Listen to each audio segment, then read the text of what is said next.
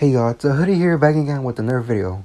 And are you bold and confident enough to maybe wear a thong, or confident enough to dash around the whole enemy team while swinging your stick at them because they can't do shit about it?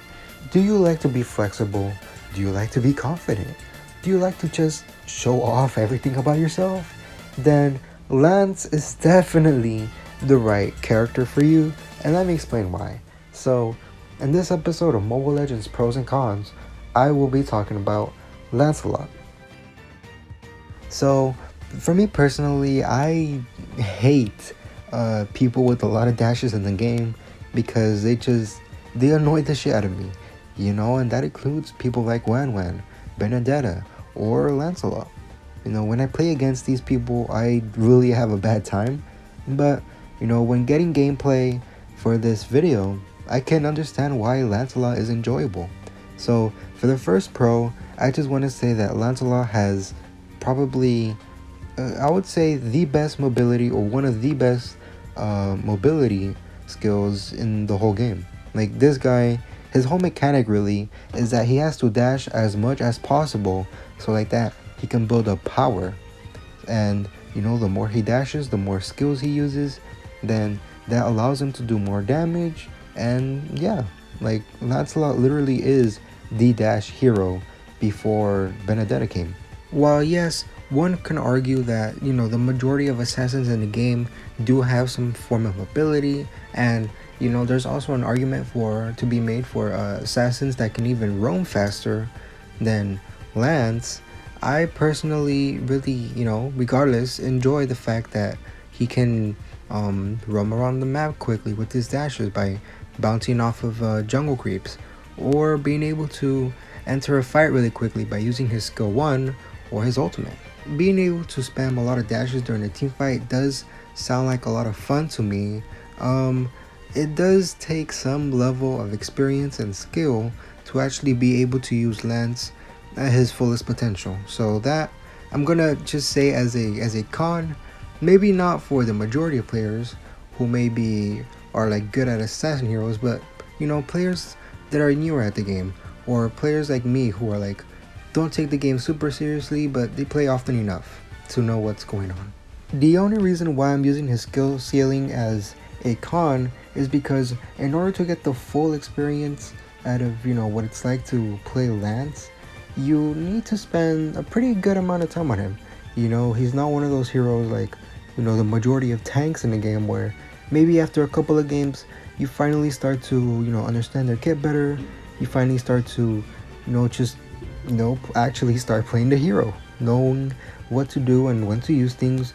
But with Lance, like I said, his skills are very easy to understand, but when it comes to actually how to act in a team fight, when I was trying to get gameplay for this video, I usually found it hard to decide whether I should use his ultimate to engage or disengage, or whether or not I had done the right combo of skills to to get the most damage out of all of them. And it's definitely things like that you need to think about and reflect, because like I said, Lance can be a very fun and satisfying hero to play as, but he does take a lot of time to learn.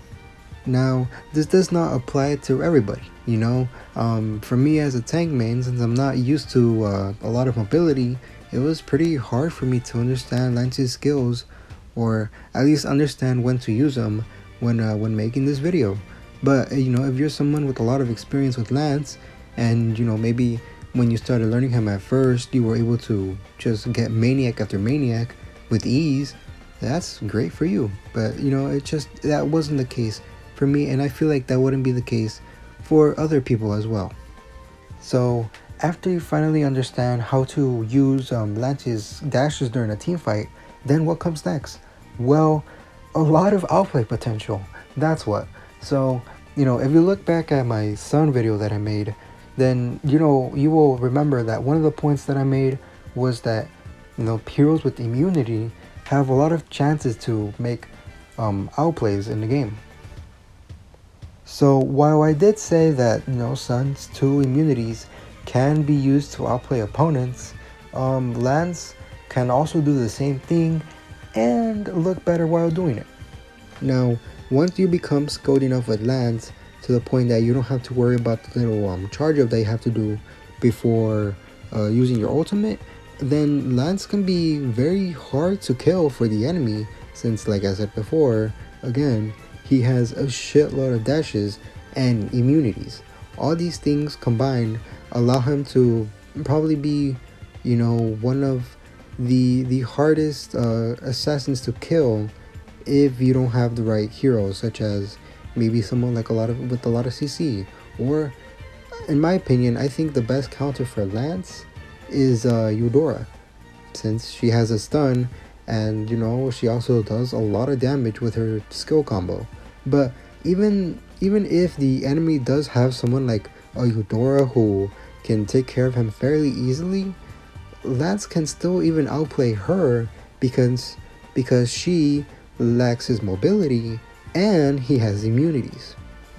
However, while you can dodge the skills that could possibly kill you, such as Eudora's skill combo or Kadita's skill combo, it is still important that you at least learn when to use your second and ultimate skills, because your ultimate is on a longer cooldown, obviously, and your skill 2 can be used for other reasons other than just dodging skills because you want to show off for whatever reason.